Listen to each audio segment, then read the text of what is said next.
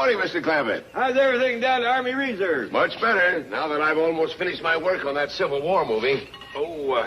I understand Granny and the young one jumped right in the middle of that battle scene you were directing. I'm awful sorry about that. It was just a rehearsal.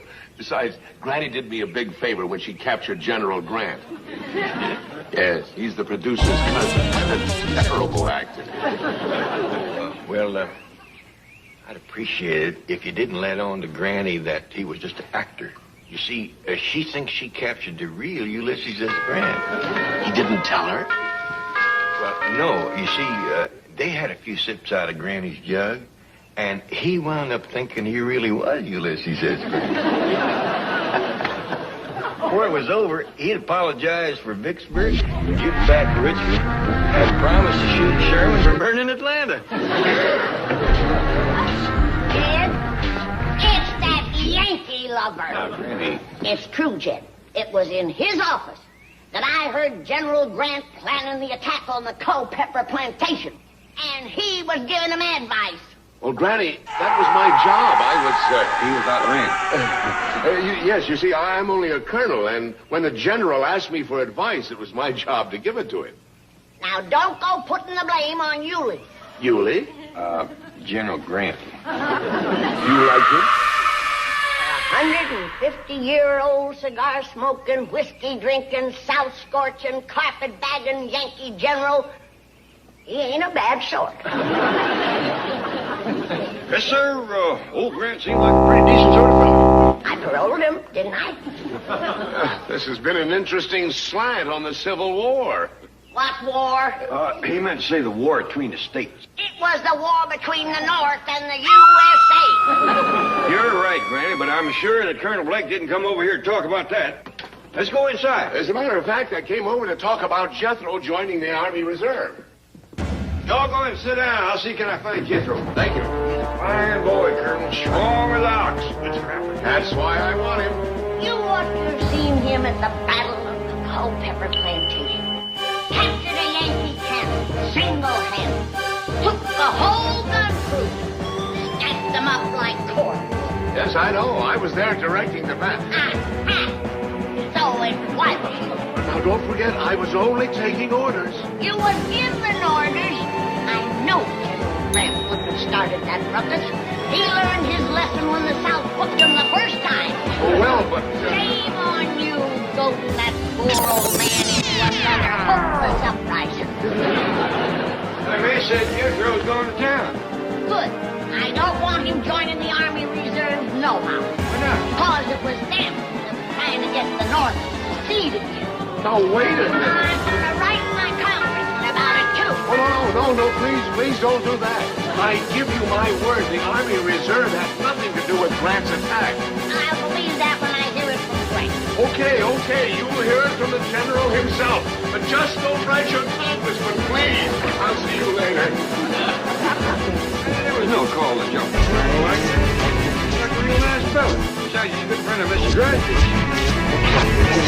Any man from General Beauregard Drysdale into his brother. Bolton Beauregard, the coward of Culpeper Plantation. Whatever are you talking about? He comes strutting in here, wearing the gray, bragging how he'd like to meet Grant face to face, saying that his body would form a living shield to protect the flower of Southern womanhood. But when the shooting started, he turned tail and run. Maybe he seen you didn't need him. Was it a small skirmish? Nobody hurt? Nobody hurt. Men was falling like flies. I shot General Grant off his horse myself. If he hadn't been drinking for 150 years, it'd have killed him. What you mean? I hit him in that cast iron lip.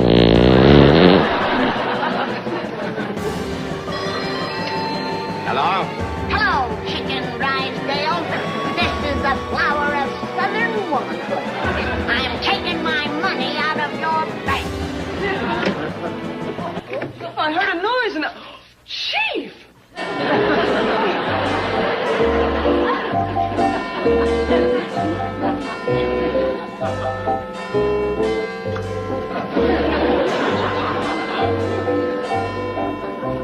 $50 should do it.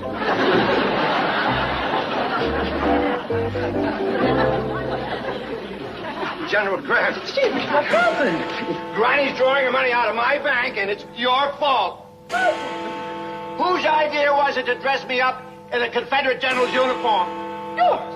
Then whose idea was it for me to lead the charge? Yours. But whose idea was it to retreat? Yours. There you see, I'm the only one around here who ever comes up with an idea. And I've just come up with another one. Oh, Granny will love me. What is it? I'm taking Grant's picture off the $50 bill and replacing it with Robert E. Lee. Hello. I just got your call. I'm back in the picture, huh? If you'll do me one little favor, Name it. go talk to Granny. Forget it. What's the matter? That little woman is dangerous. She wings you with her shotgun and finishes you off with her jug. Well, I'm a heart leader. She's mad at me. She blames the Army Reserve for that battle at the Culpeper Plantation. Tell her it was you. Tell her it was a movie. Then she'll really be mad. The proudest moment of her life was when she captured General Ulysses S. Grant. After she shot me full of lady fingers, I'm still picking crumbs out of my back. She threatens to write her congressman. The newspapers will have a field day. That is your problem. I'm not going near that nutty little broad.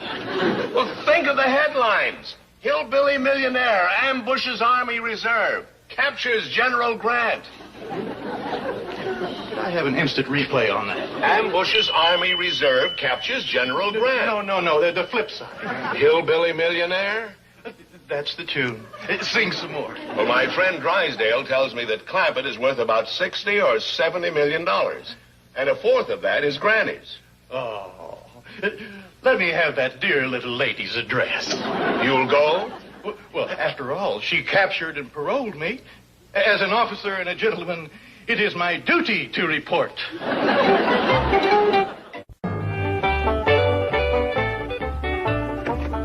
Oh, come in, Colonel. Mr. Clampett? Colonel Grant, nice to see you again. Good to see you, Mr. Clement.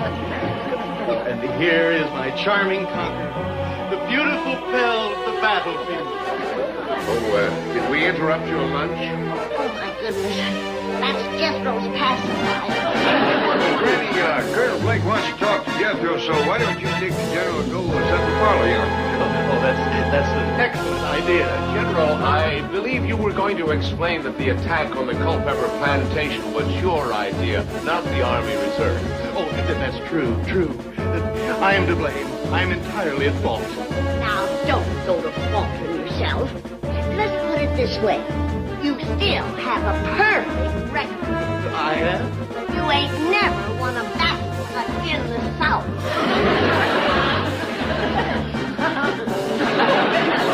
Colonel, boy, it's all yours. Now, you think it's Andy Soldier. Oh, I know that. I saw him in action. All he has to do now is take the written test. Well, I won't be no hell to a stepper like Jethro. He's had 12 years of school. He graduated highest in his class. I'm embarrassed to even ask him to come down and take our simple little test. What's he working on? Oh, a little problem Granny did. They have to walk the no time at all. It takes deciphering like a mule to milling.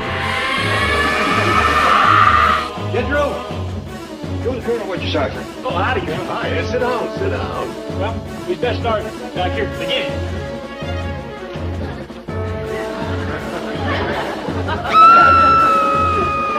Say, what are you using? Logarithms?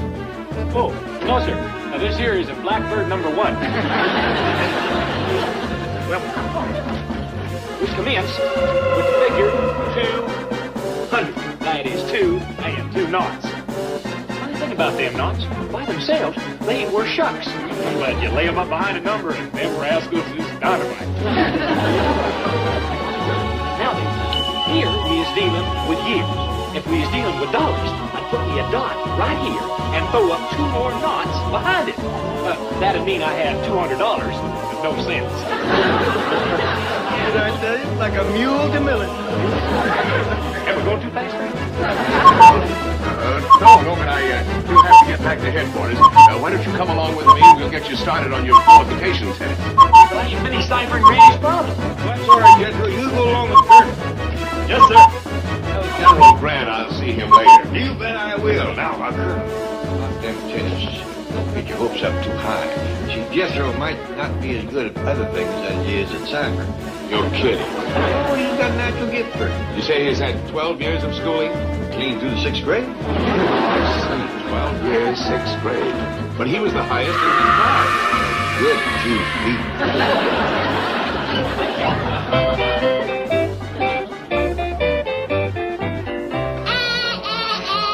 Put that silver down. You gotta break yourself of them Yankee habits. I wasn't. I wouldn't. Remember, you're on parole. One misstep and you're off the end. Now, while the sassafras tea is steeping, we'll get some of these questions out of the way. Yes, ma'am. Now then, since you're captain, have you been plotting any more uprisings against the South? Absolutely not. Have you been consorting with evil companions like Phil Sheridan and Tecumseh Sherman? Oh, bad boys. Bad boys. Are you prepared to go to the soldiers' home and live peacefully with your wife? Well, I don't have a wife. Forget the old soldiers' home. Are you presently keeping company with any woman of the northern states? No, ma'am. Then, by the power that's vested in me by the Confederate government, I do hereby extend your parole for a period of 1 more week. Rise and salute the flag. Don't sit there, woman. Help your gallant wounded leader. Chief, you can't fool Granny with those phony blood stains. What do you mean, phony? When anyone threatens to take $15 million out of my bank, I bleed.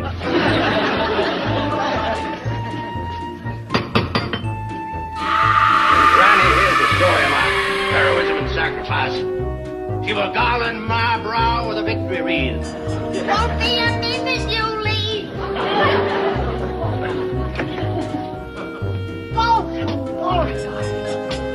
What happened to you?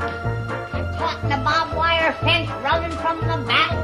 Granny, I was executing a fast flanking movement. That's true. You got the fastest moving flanks I ever seen. Hear me off, dear lady. I left the scene of battle only to pursue the enemy. What enemy? Our common foe, that arch-fiend General Ulysses S. Grant. Oh. Then chasing him? Night and day. Across burning deserts, over snow-capped mountains, through raging rivers, until at last we had a rendezvous with death. You killed him, did you? He lies in a grave unmarked and unmourned. Though sorely wounded, I made my way back to the bank to erase from our national currency the last vestige of his evil countenance. You will notice a new picture on our $50 bill. Robert E. Lee. Our beloved leader. And that's what I was doing, ma'am, when you telephoned and so cruelly threatened to withdraw your money. It was a terrible blow. You think that was a blow? Wait till you get this one. Oh, General! You called, Daisy? Well, what have you got to say now? I believe my dear, sweet, sainted mother expressed it best when she said, Beauregard, some days it just don't pay to get out of bed.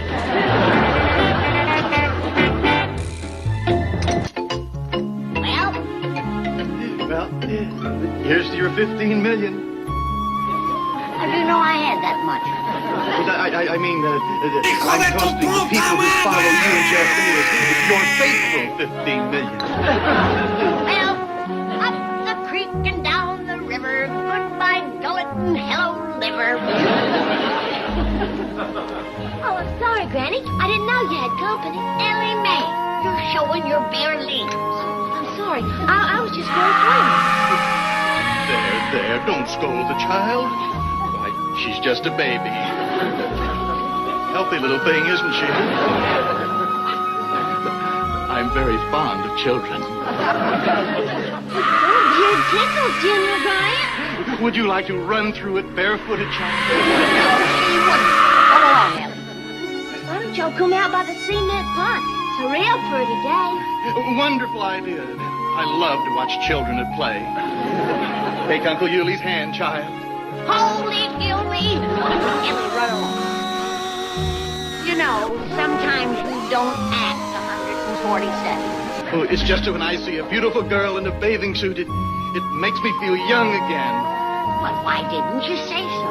I still have the bathing suit that I wore in the beauty contest at Expo 97 in Bug Tussle. You do? I didn't win, but I was voted good. You wait here. I'll be right back. And I'll run through your beard barefooted.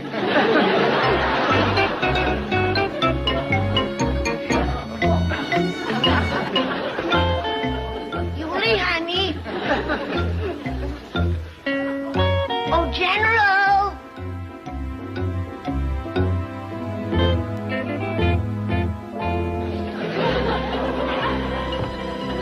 Why, that old duffer. He is fond of children. Has your daddy ever bounced you on his knee? No, sir, General. Call me Uncle Yuli. You're tickling me. Well, I'm kind of tickled myself. Son of a man wasting his time with Shirley Temple when Theda Barrow's around.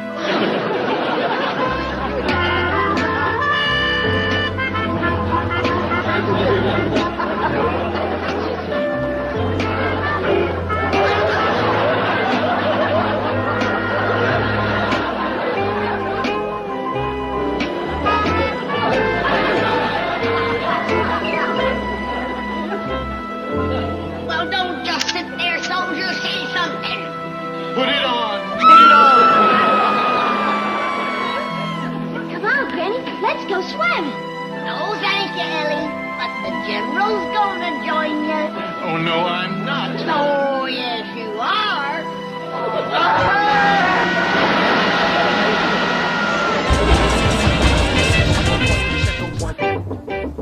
Come in. Excuse me, Colonel Blake. Finished grading the test papers yet? Yes. Was I the highest in the class? By a good half foot. Then I can join up, huh? Jethro, fortunately, we take into consideration the amount of formal education a boy has had, and we grade on the curve so you are eligible to join. Hey, that's swell. However, before I administer the oath, there are a couple of things I'd like to discuss with you. Yes, sir? Now, let's take your application. You're going to be filling out a lot of other forms, and I want to give you a tip. Thank you. Name, address, date of birth, that's okay, but Jethro, where it says sex, write male, not oh boy. I'm sorry. Now then, on your mathematics test, you at least tried to answer every question except one. I'll read it. If A leaves Chicago for Kansas City at 10:30. Oh, you mean that trick question? Trick question? Sure. You didn't say A what? A bird can get to Kansas City a heap quicker than A turtle. I was too smart to bite on that. Raise your right hand. Sure do thank you, Colonel Blake. When do I leave for Army camp? We'll let you know, Jethro. The reserve is pretty full up right now. Well, thanks again. General Grant, you're all wet.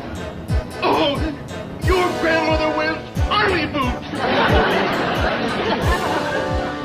Where have you been? Crossing the Potomac? Never mind. I kept my part of the bargain. Now, when do I go back to the Culpeper plantation and start shooting? Right away. Are you sober enough to make that death-defying charge this time? I have never been so disgustingly sober in my whole life. Got anything I can take for it? Not me. Granny, Uncle Jed. Well, boy, how'd you make out at the Army Reserve? I got in. I done took the oath. Well, doggies, I'll go tell Ellie Mae we'll have us a real wing-ding to celebrate. Guess who I saw that? General Grant. That parole buster. You ain't just a joking. He's fixing to attack the Culpeper place again. No. Yeah, I heard him say so myself. He's gonna make his death-defying charge again.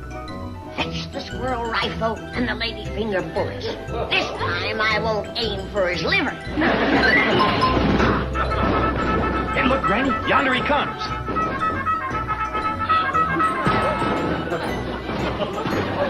Okay, General, I give you your chance. Tell me to put it on, put it on. Come on, Jethro, let's go home.